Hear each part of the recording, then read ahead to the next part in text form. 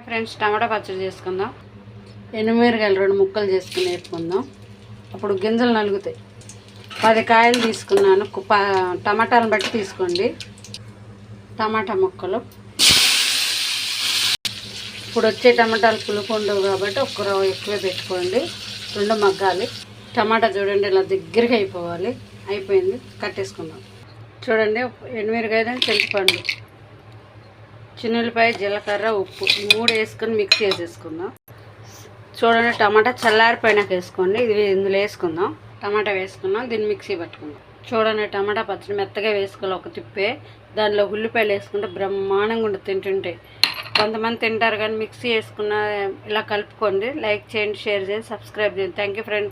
ఇలా ఒక్కసారి ట్రై చేయండి. ఎప్పుడు పచ్చిమిరకాయలతే కదా, ఎండుమిరకాయలతో చాలా బాగుంటుంది. దానికన్నా ఇదే టేస్ట్గా ఉంటుంది. ఒక్కసారి ట్రై చేయండి. Thank you friends. నేను ఏది చెప్పినా అందరూ బాగుండాలని.